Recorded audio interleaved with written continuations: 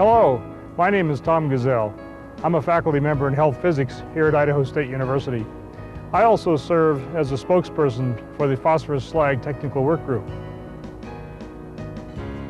In 1992, FMC, Monsanto, and the U.S. Environmental Protection Agency joined to form the Slag Technical Work Group. This work group was formed to develop guidelines to help people understand the results of measurements of exposure from slag, and also to help them understand what, if anything, should be done to reduce their exposure. The technical work group is composed of individuals from the communities, industry, and the agencies.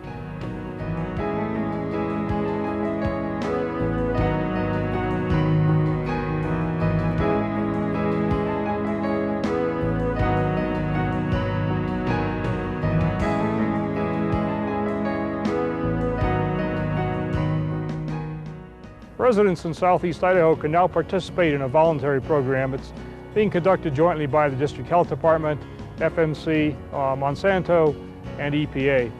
The program will allow residents to find out if phosphorus slag in their homes or businesses is causing unacceptably high levels of radiation exposure.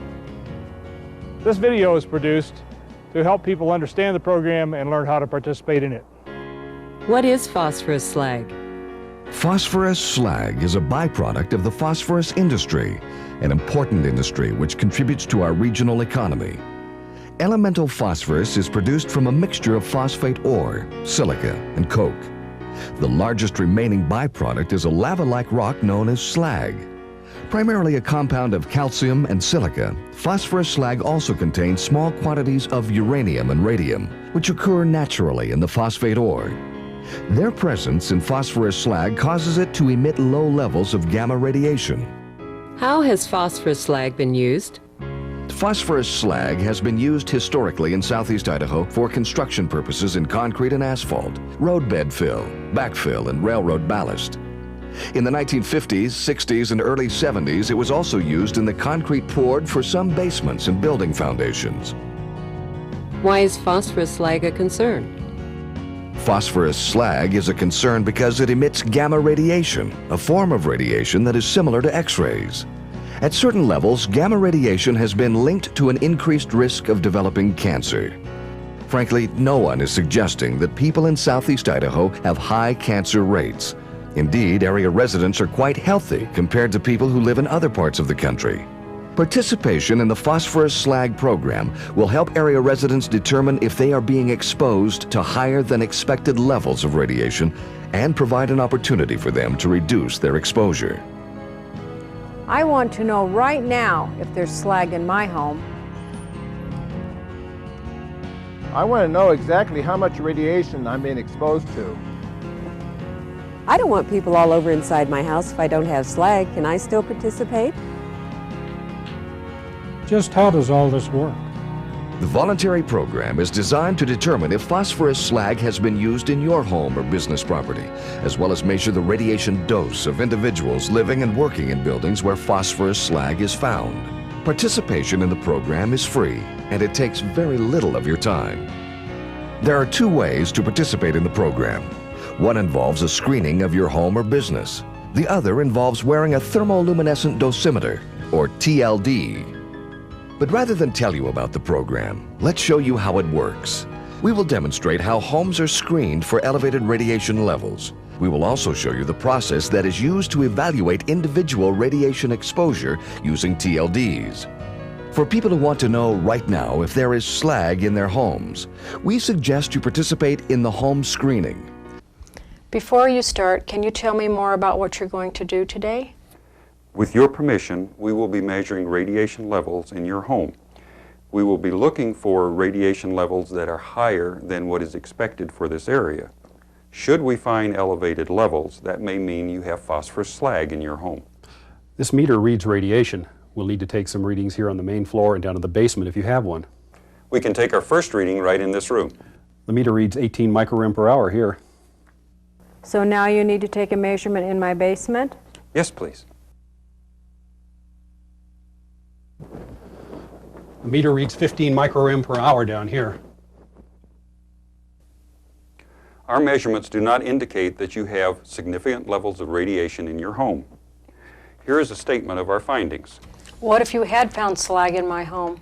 Then we would recommend that you request follow-up measurements so that we can determine the doses to the members of your household. Now, to answer the question about how much radiation you are being exposed to, let's show you a thermoluminescent dosimeter. A TLD is an instrument that measures exactly how much radiation a person is being exposed to. People who do not want to have their homes surveyed might want to use a TLD instead. You can make an appointment to pick up a TLD by calling the Phosphorus Slag Information Line. During your appointment, you'll be given a demonstration for proper use of the TLD. Hello, I'm Michelle Hall. Welcome to the District Health Department. This is a thermoluminescent dosimeter. As you can see, it is small enough to be worn as a key ring, which is how we recommend you wear it. The TLD will measure the total radiation you are being exposed to. It needs to be worn for a period of 3 months to ensure accurate measures. Does this mean I have to wear it in my sleep? No, but it does mean you need to have it with you at all times. We recommend you put it on a bedside table while you sleep. What will the information from the TLD tell me? The TLD will provide an accurate measure of your total radiation dose. After 3 months, you need to return the TLD to the District Health Department. We will have it processed and mail you your results within 3 weeks. How do I make the choice? To have my home screened or to wear a TLD? That choice is entirely up to you. Some people like the home screening because it only takes a few minutes. Others want to know exactly how much radiation they are being exposed to and don't mind wearing the TLD for 3 months. And you don't necessarily have to choose. You could participate in the program both ways. Initial home screening, or TLD, indicates that you may have elevated exposure to radiation. More extensive measurements will be recommended. If I participate in the program, what will the results tell me? No matter which way you participate, the program will tell you if you have elevated exposure to radiation. The Phosphorus Slag Technical Work Group has developed a set of guidelines to help residents make decisions based on the results of the program. The Technical Work Group's recommendations include a range of things that can be done to reduce residents' exposure to radiation from slag. They include attrition, or removing the slag once the structure's useful life has ended, alterations in how the family uses their home, and building additional living space to replace areas that contribute to elevated radiation doses. After you get the results, the District Health Department will provide information to you, including the Technical Work Group's guidelines. What you do to reduce your exposure to radiation, if anything, will be entirely up to you. How much does it cost to participate in the program? There is no cost for participating. What if I want to reduce my exposure according to the Technical Work Group guidelines? Who will pay for that? FMC and Monsanto will pay. Who else will be given the results of the survey of my property? No one. The results will be kept confidential. Program results will be reported in aggregate only. For example, we might provide statistics on how many properties have been evaluated and what the overall results have been. The demonstration focused on homes. Can I have my business property screened? Yes, any building in southeast Idaho can be included in the program. My home was built in 1988. Should I still participate in the program? While homes built in the 1980s and 90s are less likely to have phosphorus slag in them than homes built in the 1950s, 60s, and 70s, we can't guarantee that they do not. If you want to know for sure whether or not your home has slag in it, you're welcome to participate in the study. I wear a TLD at work because I am exposed to radiation as part of my job. Should I wear the TLD for the phosphorus slag program to work as well? Yes, this program is designed to assess total exposure to radiation, including radiation doses received at work and doses received at home. Subtracting the radiation dose you receive at work from the total dose measured by the TLD will help determine how much radiation you are being exposed to at home. If you were to leave the TLD at home, it would only tell you what radiation dose you would receive if you stayed at home all the time. I still have lots of questions about this program. Where can I find out more about it? This video provides more information. If you continue watching, it will provide background information on the various kinds of radiation and on radon, another form of radiation that is found in houses and in business properties. What is radiation? Some atoms, known as radionuclides, are unstable or radioactive. Radionuclides undergo a spontaneous decay process and emit one or more types of radiation until they reach a stable form. There are three main types of radiation: alpha radiation, beta radiation, and gamma radiation, which is very similar to X-rays. The EPA is concerned about the gamma radiation, which is emitted by phosphorus slag.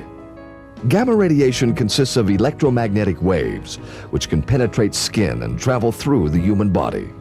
Naturally, radioactive materials in the Earth, primarily uranium, thorium, radium, radon, and potassium, and cosmic rays from outer space, immerse us in fluctuating amounts of radiation at all times.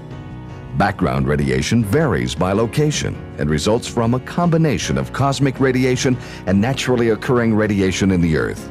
The phosphorus slag program looks for buildings where radiation levels exceed the expected background level. In addition to such naturally occurring sources of radiation, people are exposed to manufactured sources of radiation as well, including medical applications, consumer goods, and the operation of the nuclear power industry. Medical doctors use man-made radiation for diagnosis and treatment of cancer and other diseases.